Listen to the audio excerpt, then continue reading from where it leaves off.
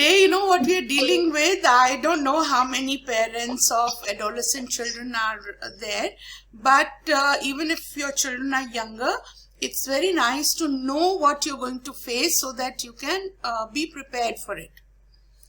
So आज का जो टॉपिक है डीलिंग विद एडोलेसेंस, वो मैंने इसलिए स्पेशली अलग रखा है क्योंकि जो हम चीजें फेस करते हैं with other age groups, they are little different to what we face with adolescence. और जिनके बच्चे अभी छोटे हैं उनकी भी एज आएगी, सो इसलिए उनको प्रिपेयर होना चाहिए. और जिनके बच्चे अभी बड़े हो रहे हैं उनके लिए वो जरूर इनमें से कुछ चीजें ऐसी देखेंगे जो उनके बच्चों में आ रही हैं और उनको लगेगा कि किस तरह से इसको डील करना है. इसमें कुछ जरूर हेल्प मिलेगी because this is something which is a very specialized field in the sense their problems are very special. They are different from others. So it's very nice to have all of you. So people will keep coming in and get admitted, but we must start in time because I do want a lot of time for this session. Now, first of all, last time we had discussed a bit about this age group, this 12 to 18, and I told you कि 12 साल के जो बच्चे हैं अभी वो adolescents में ही आते हैं because आजकल वो specific feeling that specification of teens is not there. 13 तक तो बहुत अच्छे खासे adolescent हो जाते हैं. सो इसलिए इसमें जो चैलेंजेस हैं वो डिफरेंट होते हैं और बहुत ही ये बच्चों की, and that as parents we must understand that the children are going through much more than we as parents are going through. It's a turbulent period. ना बच्चे हैं ना बच्चे एडल्ट्स हैं, उनमें हार्मोनल चेंजेस इतने हो रहे हैं, उनका फ्रेंड सर्कल चेंज हो रहा है, उनकी रिक्वायरमेंट्स चेंज हो रही हैं.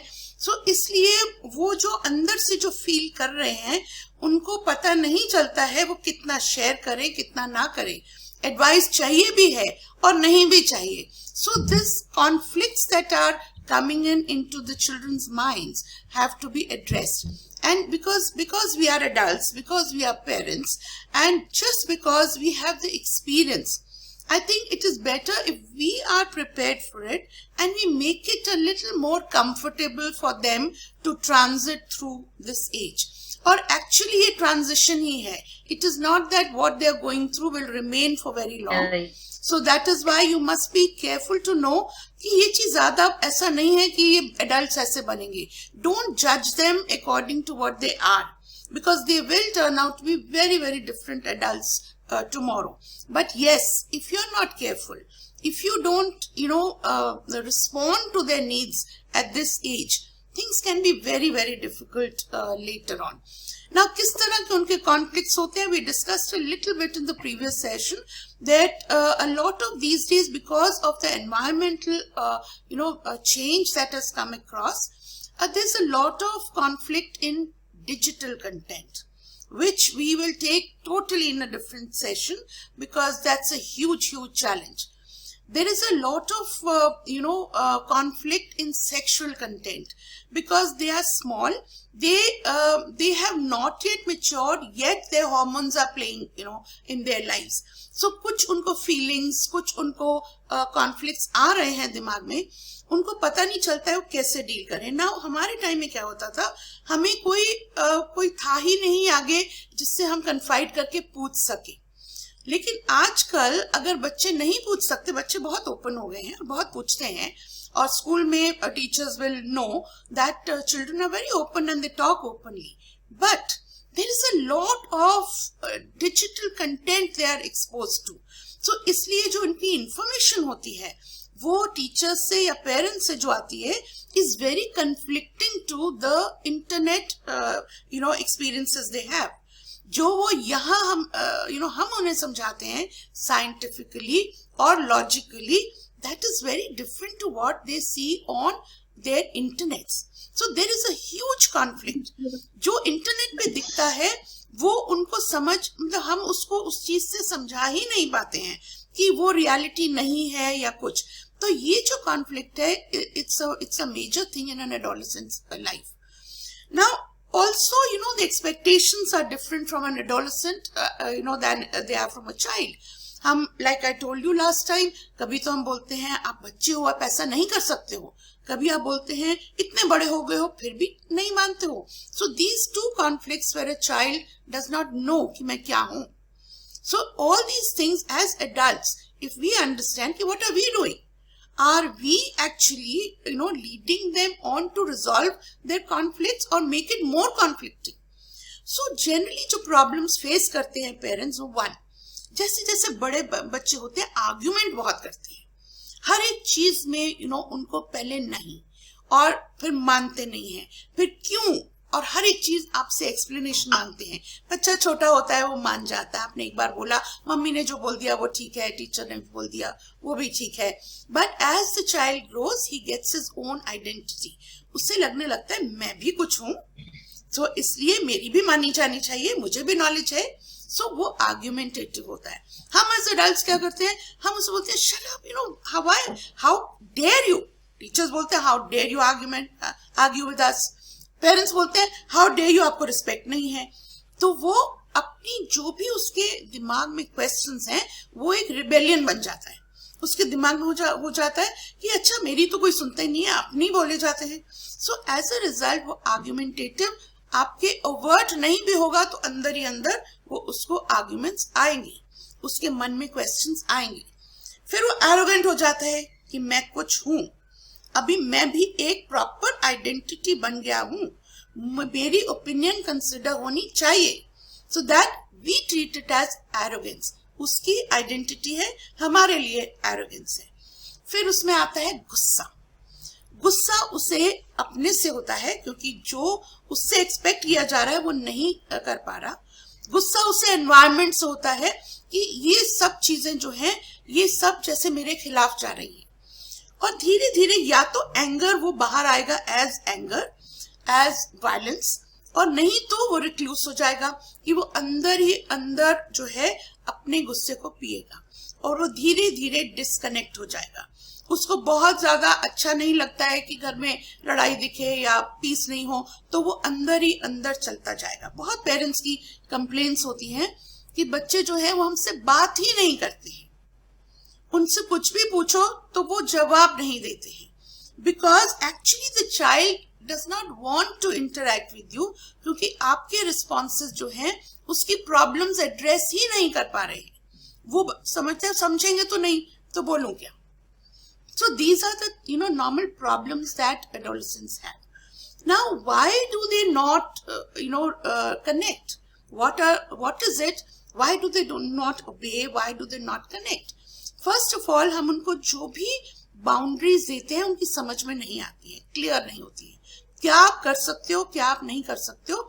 मोस्ट पेरेंट्स जब उनको ये बाउंड्रीज हैं समझ में क्यों नहीं आती है, क्योंकि कभी वही चीज कर सकते हैं, कभी वही चीज नहीं कर सकते. अगर कोई गेस्ट घर में आ गए हैं या घर में बहुत ज्यादा लोग हैं तो वही काम जो है आप अलाउ कर देते हो बच्चों को, और जब वो टोटली आपके अंडर कंट्रोल है तो वही काम आप नहीं अलाउ करते हो. So the child does not know what are the clear rules. Then the teens they become lax about obeying rules, because हमेशा उनको ये नहीं पता होता है कि अगर हम ये नहीं ओबे करेंगे, अगर ये रूल हम नहीं ओबे करेंगे तो हमारे साथ क्या हो सकता है. तो वो ज्यादा से ज्यादा क्या हो सकता है, क्या नहीं हो सकता है, वो उसमें जो है वो साइड से गुजरने की कोशिश करते हैं. So this is what we had discussed last time, so I will not repeat it. Now thirdly, there is a lot of rigidity in our rules. देखिए there is a contradiction. पहले मैंने आपको बोला कि कभी आप उसको एक्सेप्ट करते हो, कभी नहीं करते हो. That means there is a lot of flexibility. But there is a lot of rigidity also in our rules, that कोई चीज को आप circumstances जाने बिना उसको बहुत rigid होके रूल है, मैंने कहा इसलिए करना है. Now this is not a stage when a child will agree with I told you so, because I told you you should not do it. So you're not able to explain to the child, and what he gets, he breaks the rule, then you get angry.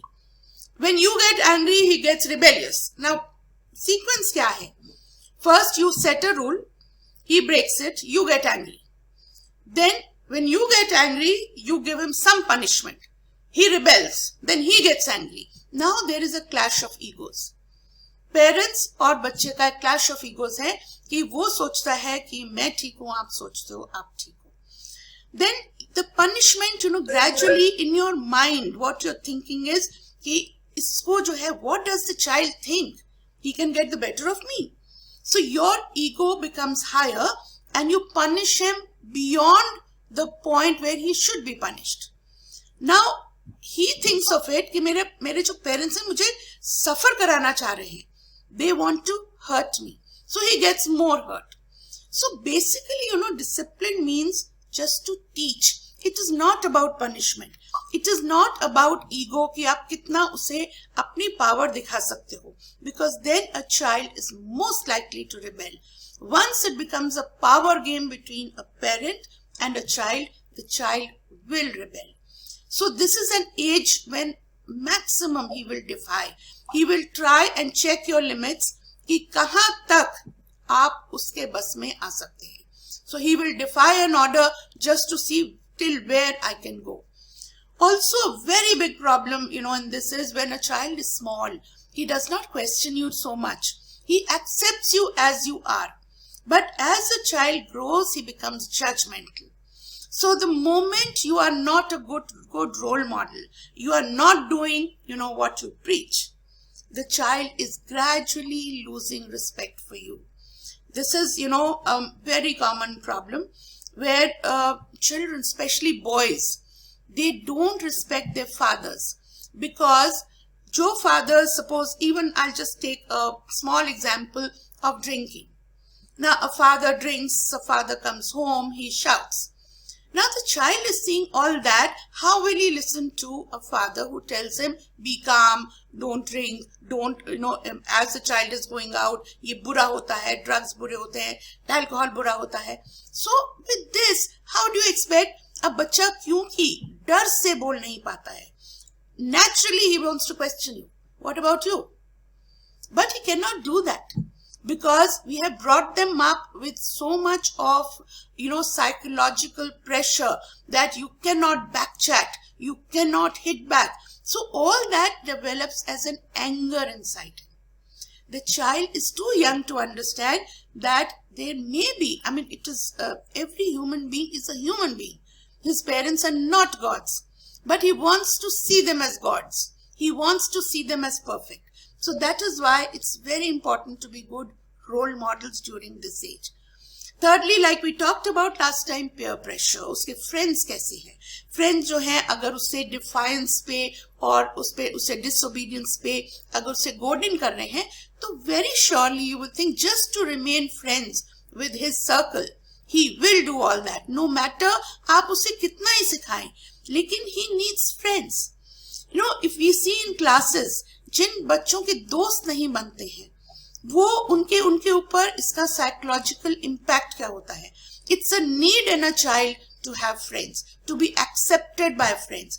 And if a child does not have any friends, I have been to classes, I have seen children जिनको कोई भी friends उनके खास नहीं है, और फिर भी they don't seem as if they are badly adjusted, they don't care. Now when you stop caring कि nobody likes you, that's another problem. Because, in society, all of us naturally like to be liked. Now, when I stop caring कि क्या फर्क पड़ता है, nobody, people say ना, फिक्र मत करो ज़माने की, चलते जाओ, नहीं होता है ऐसा. And especially at this age, they need to be accepted. So, a child who does not have friends, please worry about that child. Because there is something going wrong. A child should have friends. Now, what kind of friends? It depends on how he is led. Also, at this age, disobeying parents or teachers is considered freedom. अगर आप बच्चों को देखें school में या घर में, the moment, he does not care for the obedience, he is taken as a hero. कि ये जो है, ये अपनी mother या teacher को भी defy कर रहा है. Not in so many words, but students look up to him.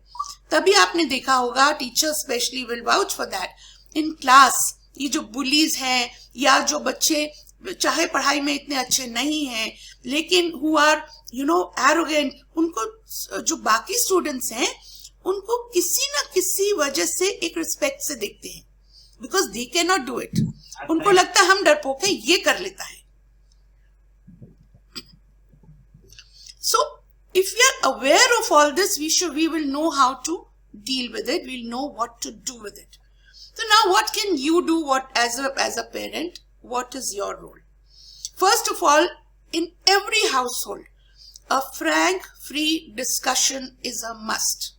There must be times where the parents sit together, talk about, general, their ethos, their ethics in a house.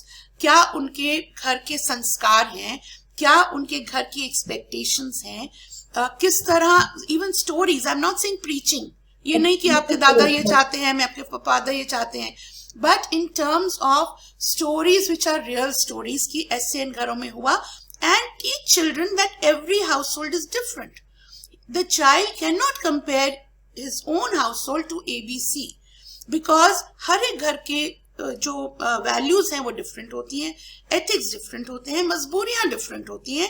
So this only comes not with preaching कि एक दिन आपने बच्चों को बिठाया और समझाया कि हमारी फैमिली में ऐसा होता है और ऐसा नहीं होता है. Gradually as just friendly talk, make the child aware of what is expected in families. You see, सारी फैमिली तो चेंज नहीं हो सकती है एक बच्चे के पीछे. So धीरे धीरे अगर आपने बच्चों को अपनी फैमिली में ढालना है तो उसको किसी ना किसी तरह से where you are friendly, not in an atmosphere of preaching at all. It is just a friendly discussion, which means एक दिन में कम से कम 1-1.5 घंटा ऐसा होना चाहिए where everybody sits together, just talks, just discusses. Whether it is mealtime, a lot of families always make it a point they will sit together and eat.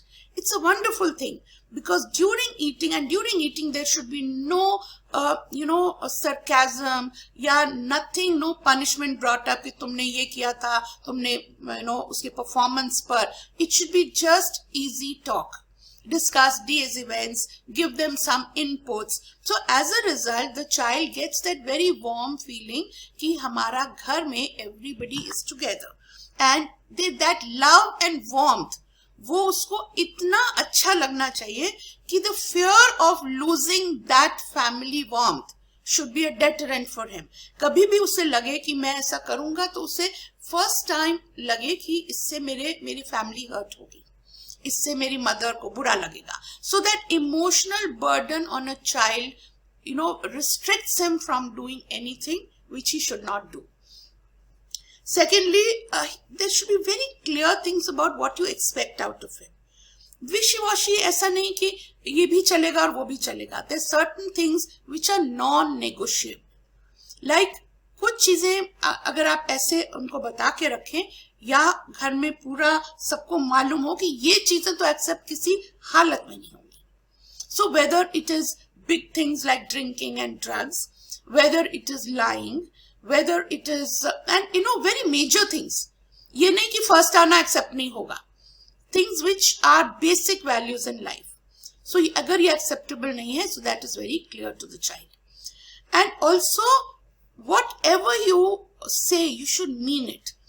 Last time also, even with smaller children, it's very important that the moment they know you don't mean it, आपको कुछ बहलाया फुसलाया जा सकता है, तो sure enough it will not be given. And then instructions should be very clear and sensible. हम लोग बच्चों को बोलते हैं ना, मुंह बंद करके खाना खाओ. अब मुंह बंद करके बच्चा खाना कैसे खाएगा? उसको तो मुंह खोलना पड़ेगा ना खाना खाने के लिए. So these are not clear and not instructions that can be carried out. But to a teenager especially, whenever instructions are given, एक तो doable होनी चाहिए. ऐसी चीजें मत एक्सपेक्ट कीजिए जो आपको मालूम है वो नहीं कर पाएगा. और अगर आपको लगता है कि नहीं कर पाएगा और आपको फिर भी करवानी है, तो उसको छोटे बिट्स में बांट दीजिए. थोड़ा सा उससे इतना सा करो, फिर थोड़ा ज्यादा करो. बिकॉज जहां भी उससे आप फेलियर बताओगे कि वो नहीं कर पाया है, that is the time he will इससे कि ये तो मैं तो इनकी एक्सपेक्टेशन मीट ही नहीं कर पाऊंगा और फिर मैं क्या करूं, ये कर ही नहीं पाऊंगा तो रहने ही दो. कभी भी for a teenager, if he questions you, always give him reason. You should be able to convince him what you're saying is right, Because the moment you say कि नहीं मैंने बोला ना इसलिए, he will not listen and he will not even accept you. This is for teachers and for parents both. I told you so just does not work after children reach, after the 5th really, but after 6th so definitely not. So, and another thing I think parents do is कि वो withdraw कर जाते हैं. They feel like I just told you that children are very sensitive. They don't want to lose that warmth and love of a mother. Now when mother gets disconnected, ठीक है नहीं सुनता ना, जा फिर छोड़ दिया, and stops talking to the child, stops loving the child, तो धीरे first 2-3 days बहुत hurt करेगा. Then when he sees कि मदर मान ही नहीं रही है, मदर बात ही नहीं कर रही है, तो वो धीरे धीरे उस पे नम होता जाएगा, उसकी फीलिंग्स नम होती जाएंगी, and at one time he will not bother at all. ठीक है नहीं बात कर रहे हो, then he will carry on because you see what he is doing is giving him pleasure.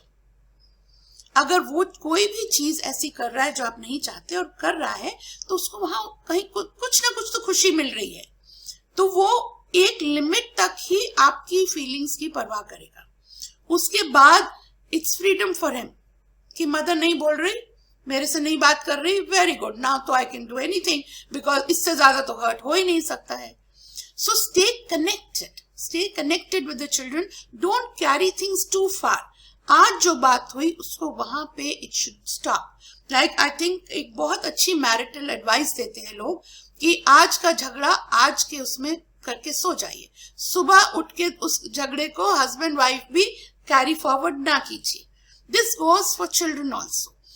Next morning it should be just what it was, and let's wait for the next challenge rather than carry on the challenge. Also very important at this time, हम सोचते हैं बच्चे बड़े हो रहे हैं तो पहले हम गोद में बिठाते थे, पहले हम हग करते थे, and as the child grows ये चीजें बहुत कम होती जाती हैं. Now again I will tell you, this is not my own wisdom. हमने ये जो एक्सपीरियंस से सीखा है वो आपको हम विजडम दे रहे हैं.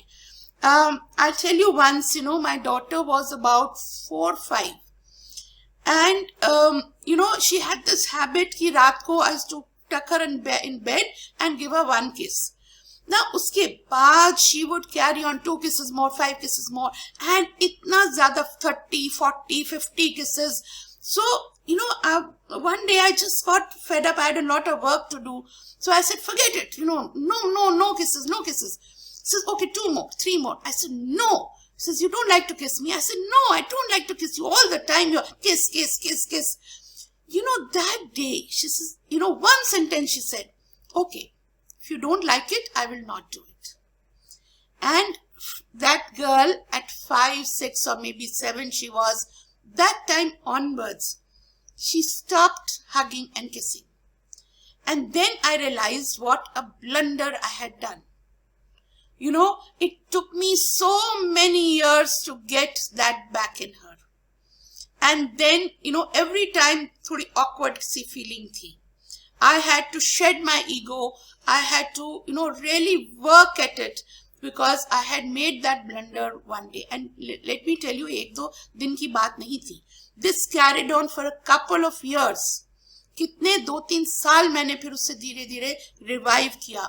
But even today I feel कि जो spontaneity एक बच्चे में होनी चाहिए वो नहीं है. And it goes back to that moment 4-5 when she was 4 or 5. So you see, it matters so much to a child. A child's emotions are very, very fragile. बहुत जल्दी break करते हैं. So be careful.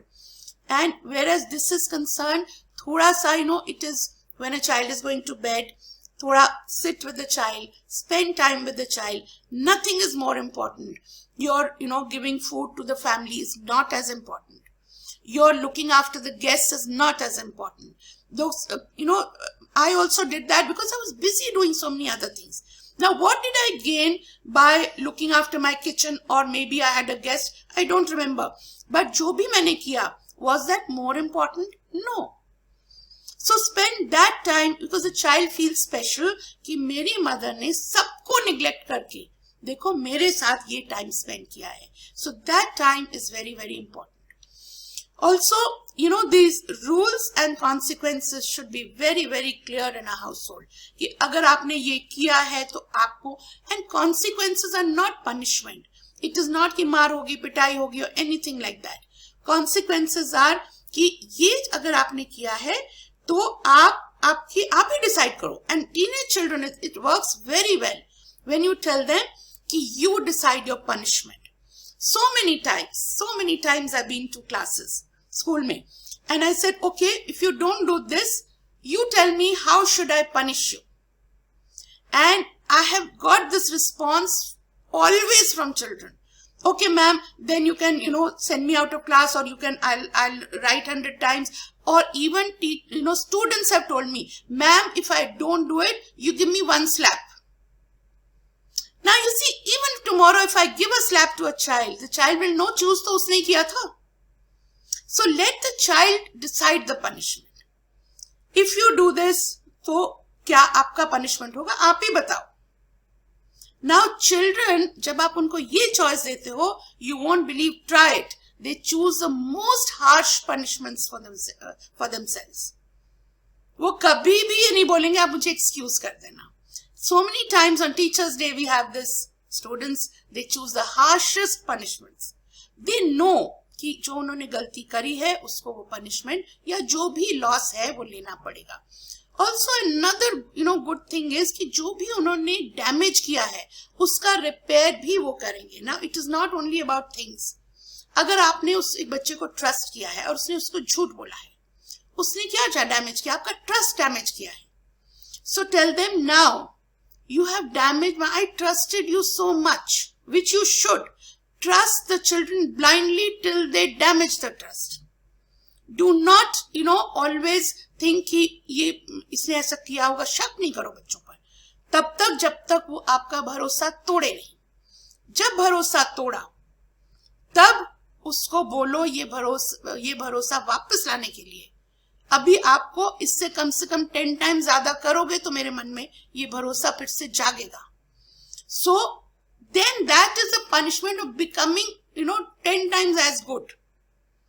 So that is very important, that a child knows that what he damages he must repair. Now also the same authority, like I always tell you, never works. अगर यही चीज आप चिल्लाकर या बहुत गुस्सा होकर या अपना टेम्पर लूज करके करेंगे तो कुछ भी नहीं काम आएगा. ये चीजें सब तब काम आती हैं when you are soft and calm. So अगर आपको अपने ऊपर भरोसा नहीं है कि आप अपने गुस्से पर कंट्रोल नहीं कर पाते हैं, so just practice to be silent for that time. So when something happens, just keep silent, ignore. After 10 minutes अपना गुस्सा पहले शांत करिए. And always know that अगर आप अपना गुस्सा नहीं शांत कर सकते तो बच्चा क्यों करेगा. So अपना गुस्सा पहले शांत करके then go to the child, let us talk. Not when both tempers are afraid, फिर आपकी ego बीच में आएगी, फिर वो बच्चा और नहीं करेगा. Because at this age you have to treat them as equals, whereas all these emotions are concerned. अगर आपको गुस्सा आता है, you have to know कि उसको भी आएगा. अगर आप अपने गुस्से पे काबू नहीं कर पाते हैं तो वो भी नहीं करेगा. So give both these parties time. Just relax. But उसके बाद half an hour later, say, okay, come, let us talk. Now don't get in ego कि ये आएगा मुझे मनाने, इसने गलती करी, ये आएगा मुझे मनाने. नहीं. You are the mother, you are adults, so you will ask him or her, come, let us talk. And always, be in control of your emotions. Mostly mothers बहुत रोना धोना भी शुरू, इतना hurt होती है that a mother starts crying. Now when you start crying, you think that a child वो melt कर जाएगा. शायद कर भी जाएगा उस time, because children are sensitive to mother's emotions. But उसको message किया जाएगा mother's weak. ये mother जो है emotionally इतनी weak है कि इनको तो मैं twist कर ही सकता हूँ. Secondly, जो भी है एक fair system होना चाहिए. The child should know you're not being unfair. जो भी आप decide कर रहे हो, if you do this, this will happen. So this is explained to him by. And do not offer, avoid ultimatums. अगर तुमने नहीं किया तो देखना तुम, अब फिर ये होगा. अगर देते हैं ultimatums तो वो होने चाहिए जो आप कर सके. Now when parents say कि अगर तुमने ये काम नहीं किया घर से बाहर निकाल दूंगी. Ultimatum तो बहुत अच्छा है, लेकिन निकाल नहीं पाओगे. जब निकाल नहीं पाओगे तो then the child knows ये सब धमकियां बेकार हैं. So ऐसा कोई भी अल्टीमेटम नहीं दीजिए जो आप कर ना सके. Like when I gave you that example, I told my daughter कि without a sweater I will send you to school. Finally I had to send, no? I did not want to send. लेकिन क्योंकि ultimatum दिया था, the child is telling me कि बड़ा बोलते थे, अब तो स्वेटर पहना रहे हो. So she could tell me, a child may not tell, but he will know कि अच्छा ऐसे बोलते थे, कुछ नहीं कर पाएंगे. So this is, get out of this thing. Secondly, do not use sarcastic or demeaning words. To a teenager, it is very hurting कि अगर आप उसको friends के सामने कुछ बोलते हैं, उसकी insult करते हैं. जितनी आपकी ego है, उसकी 10 times बड़ी ego teenagers की होती है. Especially friends के सामने. आपने उसको थोड़ा भी insult किया, तो a teenager will not take it. So also sarcasm. अच्छा, मैंने बोला था ना, बड़े तब तो बोल रहे थे कि मैं कर लूंगा, नहीं कर सके ना. So this tone really bothers a teenager. A teenager will always, hold it against you and will never listen to you. Now, उसमें क्या होगा, when you're insulting a teenager, in front of his friends, what will happen is that, he will not be thinking कि मैंने बुरा क्या किया. He will only be thinking कि अब मैं इनको क्या करूं जिससे, they'll learn a lesson. So the whole concept is lost. He'll never think कि मैंने बुरा क्या किया था. So that is why, teenagers are very strong-willed. They are very defiant. They will not respect anybody, leave alone parents, not even teachers. That is why, we carefully have to select teachers who will teach 6th onwards because they are role models. और वो बिल्कुल blindly obey नहीं करेंगे. छोटे बच्चे जो हैं, आपको अच्छे ड्रेसअप भी होके आएंगे तो आपको ऐसे देखेंगे जैसे you are the biggest heroine in their world. But not, children at this age. They will only respect you if you command their respect and have a very strong parent-child relationship. As parents, mother and father should be in sync. The moment आप दोनों sync में नहीं है, there is a weak parent-child relationship. And then be very sure कि teenager जो है, वो कहीं ना कहीं इसका फायदा उठा. Again, be very clear about whether you want to become a friend or a parent. Becoming a friendly parent is better than becoming a friend. Friendly parent is when the child should know that you are an authority. You cannot, be friends enough to become their equal. And yet, be accepting. How can you be a friendly parent? They should know you are with the times. You will understand their emotions. You will understand what they are going through. ये नहीं कि अगर वो suppose एक example देती हूँ. Suppose a child wants to go for a date.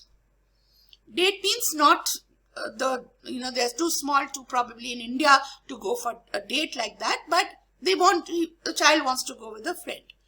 Now, when you say, okay, tell me, the child is telling you. Okay, I'm going with such and such boy or such and such girl for a coffee. Now mind में आपके एक turmoil है because your own bringing up your values say कि नहीं, लड़के और लड़की को इकट्ठा नहीं जाना चाहिए. Yet वो मांग रहा है उसके friend के सामने या otherwise you don't want to say no also. So what are you supposed to do? Being a friendly parent, if you say कि no, you cannot go, कल को बताना बंद कर देगा. जाएगा जरूर, बताएगा नहीं. So you want कि ये सच भी बताए. So you have to appreciate कि good, you told me, now I should know where you are going and just be careful about these things. Now it is not about the girl and the boy. How you can explain is कि देखो हम जिस society में रहते हैं, we, people look at you differently. So just be careful कि people, I know that you are clear in your mind, but be careful that others perceive you so. So this kind of a thing will tell him that my mother has trust in me, but I am supposed to, follow some rules and regulations. I cannot behave as I, please. Also, do not, trust your own ability to control. Do not put the control in anybody else's hand. कि मैं पापा को बताऊंगी, पापा से पूछ लेना. Moment you say पापा से पूछ लेना, they know mother has no authority. So, आपस में आप पहले डिस्कस कीजिए, आपस में आप देखिए कि एक सेट ऑफ रूल्स आप दोनों करें. लेकिन the father should not say mummy allow करेंगी तो, and mother should not say पापा अलाउ. They should know कि अगर मम्मी ने अलाउ किया तब पापा का उसमें सहमति है, और पापा ने अलाउ किया तो मम्मी की सहमति है. दोनों के बिना मैं कुछ नहीं कर सकता. So this is very important. Also, lot of positive attention, a lot of appreciation. Most often जैसे जैसे बच्चे बड़े होते हैं, we forget to appreciate. We forget to tell them that you are good, because छोटे बच्चों को आप हक करते हो, आप स्टार देते हो, स्माइली देते हो, you feel कि ये बच्चे बड़े हो गए, नहीं करेंगे. So these are the few things that you should care for when you consciously care for. Now these are general things. I'm sure you would have found a lot of things with your children. That is why I say I've just told you general things. अब इसमें आपने अपने बच्चों के साथ क्या देखा? I would like you to share your experiences so that we talk about specific instances. Maybe not with names. I won't say so and so feels this. But one parent has felt this. And one parent, उसके बच्चे ने ऐसे किया, कैसे deal करना चाहिए? So these things, we help each other, because those who are going through this will have many more problems. अभी हमारा, क्योंकि we have already been through it, इसलिए ठीक है. So I hope you will come back with a lot of, discuss it on case-to-case basis. And thank you very much. And really, I hope you will see through a recording hogi. So listen to it again, and whatever problem you have, you can see if it affects you.